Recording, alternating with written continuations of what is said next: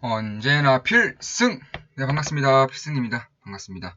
자, 오늘은 오랜만이죠. 예, 조선기업 중에서도 제가 탑픽으로 말씀드리고 있는 현대미포조선에 대해서 분석을 해드리겠습니다. 일단 전 영상에서 현대미포조선에 대한 기본적인 분석을 해드렸기 때문에 앞으로 조선업의 업황과 그리고 어떤 식의 방향성을 나타낼 수 있는지에 대해서 대한민국의 조선기업들이 다른 해외 기업들, 대표적으로 일본과 중국 기업들에 대비해서 어떠한 점이 유리한지에 대해서 좀 말씀을 드리겠습니다. 자, 3월 28일 날 이제 말씀을 드린 내용이고, 현대미포조선 폭등은 당연하다. 조선 슈퍼사이클의 시작.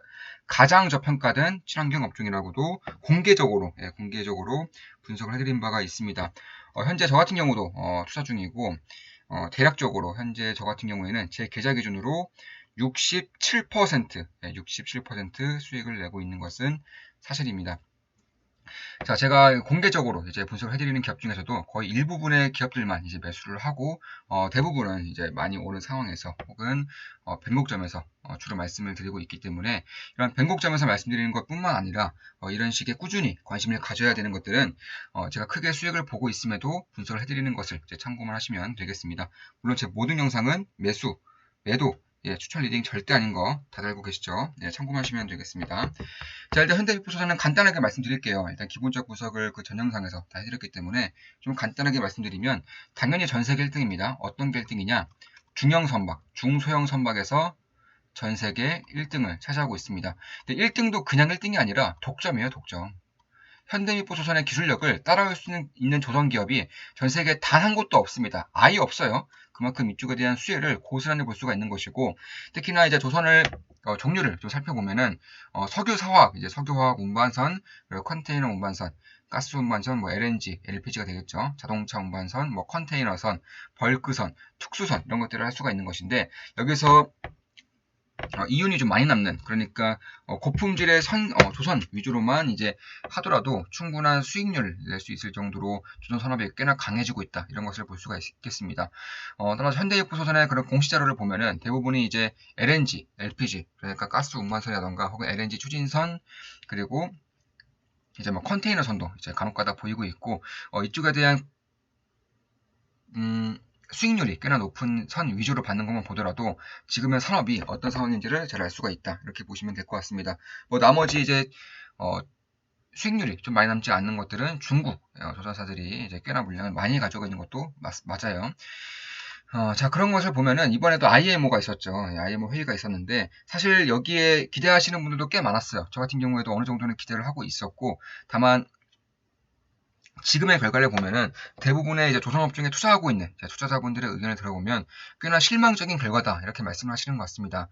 그런데 제가 봤을 때에는 가장 좋은 결과다라고 말씀드리고 싶어요. 물론 지금의 시장 상황은 아직 이런 것들을 눈치채지는 못하고 있지만 조금 더 길게 봤을 때, 그리고 앞으로의 그런 흐름을 봤을 때에는 대한민국 조선기업들의 가장 좋은 결과가 나타났다고 보고 있습니다. 일단 제가 간단하게 말씀드릴게요. 간단하게 2050년까지, 이제 2008년 대비예요. 모든 것들은 2008년 기준입니다. 2050년까지 선박의 CO2 이산화탄소 배출량을 이제 70% 이상 이제 감축을 해야 되는 것이고요. 2030년까지 40% 이상을 감축을 해야 되는 겁니다. 결국에는 이러한 상황을 봤을 때에는 매년 2% 이상의 이제 감축이 2030년까지 있어야 되는 것이고, 사실 제가 가장 이제 걱정했던 부분 중에 하나는, 물론 이 IMO 회의 때처럼, IMO 회의가 이제 예측된 것처럼 이루어질 것은 누구나 다 알고 있었어요. 여기보다 더 약화된다거나 혹은 한 번 더 연기된다는 것은 사실 생각하기가 좀 어려웠습니다. 전 세계적인 그런 기조라던가 정책의 방향성, 또 ESG에 대한 그런 대세성을 봤을 때에는 이런 것들을 생각하기 어려웠기 때문에 그런 것을 논외로 하고, 제가 가장 걱정됐던 것은 훨씬 더 좀 극단적으로, 훨씬 더 급진적으로 CO2 배출량을 훨씬 더 많이 줄여야 될 경우에는 LNG선을 뛰어넘어야 되는 그런 사태가 발생할 수도 있어요. 예를 들어서 뭐 암모니아선, 수소 추진선, 물론 이런 것들을 개발하고 또 생산할 수 있는 기업은 전 세계에 아직도 한 곳도 없는 것은 맞지만, 만약에 훨씬 더 급진적으로 나올 경우에는 결국에는 선사들 입장에서는 2030년까지만 줄이면 되기 때문에 조금 더 기다려서 암모니아선, 수소 추진선이 나온다면 그것들을 발주를 해야 되지 않을까,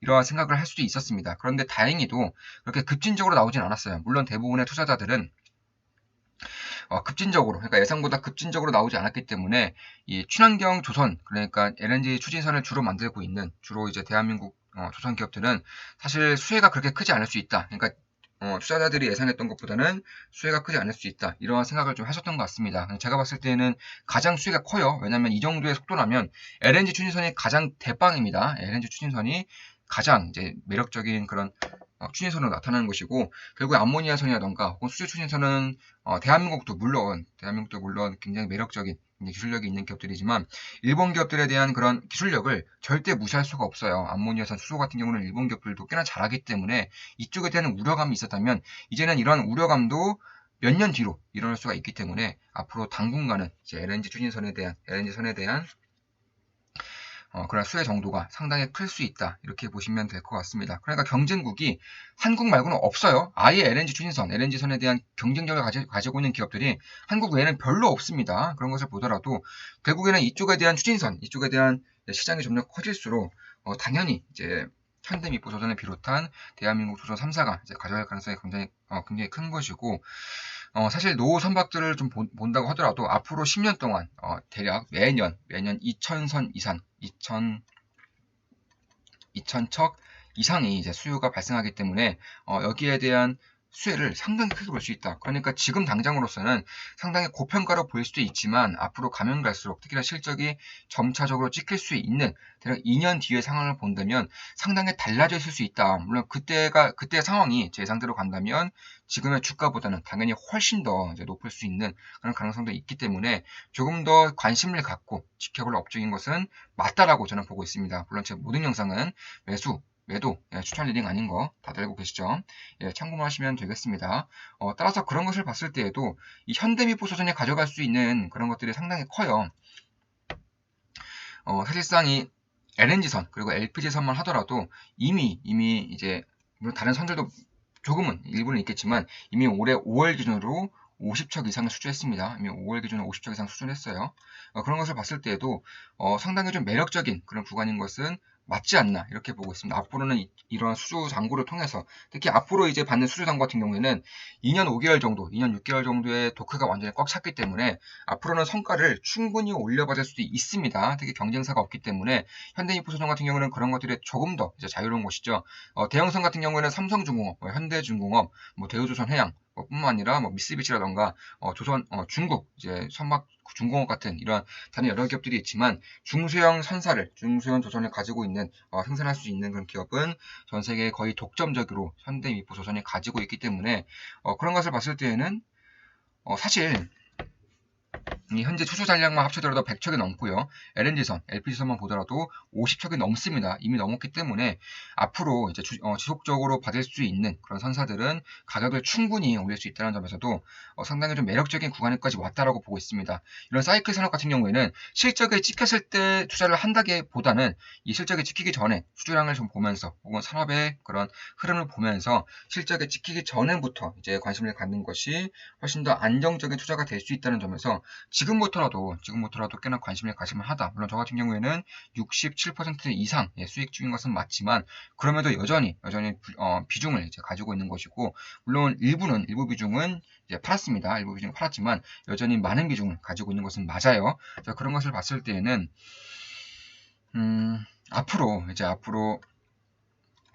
이 수혜도가 얼마나 클지도 저도 잘 몰라요. 근데 반드시 좀 봐야 되는 업종인 것은 맞다라고 저는 보고 있고, 최근 20년 동안, 그러니까 2000년대 포함해서 이제 가장 큰 사이클이 저는 오고 있지 않을까 이렇게 보고 있는 겁니다. 일단 예상되는 수주량만 보더라도 역대급인 것은 맞아요. 가장 역대급으로 큰 사이클이 지금 다가오고 있다고 저는 보고 있고, 그렇기 때문에 반드시 좀 주목해야 될 필요가 있다. 특히 2023년까지는 EXI에 대한 그런 규제가 점차 진행될 것이기 때문에 이때부터는 반드시 탄소 배출량을 극적으로 줄여야 됩니다. 그런 상황에서는 노후 선박을 가지고 가다가는 제 납기일에 물량을 줄 수가 없어요. 그러니까 예를 들어서 LNG선이 아니라 노후 선박을 칩시다. 노후 선박이고 탄소 배출량을 최대한 줄이려면은 스크러버뿐만 아니라 저속 운전이 필수예요. 예를 들어서 10일 동안 이제 10일 이후에 수출을 완료해야 되는 것인데 저속 운전을 하면은 20일, 15일 이런 식의 기간이 걸리기 때문에 납기일을 맞출 수가 없습니다. 결국에는 거의 불가능하다는 거죠. 이런 선박들을 지금처럼 운행하기에는 상당히 어려워진다라고 보시면 되겠습니다. 따라서 저 같은 경우에도 매년 최소 1,500척, 2,000석 이상은 충분히 수주가 나와야 되는, 그러니까 발주가 나와야 되는 그런 상황이기 때문에 특히 LNG 추진선의 가장 경쟁력이 있는 조선 기업들은 대한민국 기업들이고 그중에서 중소형 기업들은 현대미포소선이 거의 유일하게 할 수 있으면서도 그러면 중형 선박, 중소형 선박이 대형 선박 대비해서 얼만큼의 비중을 가지고 있느냐를 봐야 되는 것인데 거의 80%예요. 예를 들어서 100척이 있으면 40척은 중소형입니다. 40척이 중소형이고 50에서 60척 사이가 대형으로 나오고 있기 때문에 그런 것을 보더라도 현대미포소선이 얼마나 큰 캐파를 가져갈 수 있겠느냐에 대해서는 충분히 이견이 없다고 저는 보고 있습니다. 그러니까 앞으로의 사이클이 점차 유지될 것인지 강화될 것인지 약화될 것인지를 봐야 되는 것이 가장 중요하며 제가 봤을 때에는 이번에 IMO 회의가 굉장히 잘 나왔다라고 저는 보고 있기 때문에 충분히 사이클의 유지는 가능하다 이렇게 보고 있습니다. 자, 이것으로 방송 마치겠습니다. 지금까지 현대미포소선에 대한 분석이었고 조선산업 중소형 선박에 대한 분석을 해드렸습니다. 앞으로도 좋은 분석, 좋은 기업 분석으로 찾아뵙겠습니다. 필승이었습니다. 필승!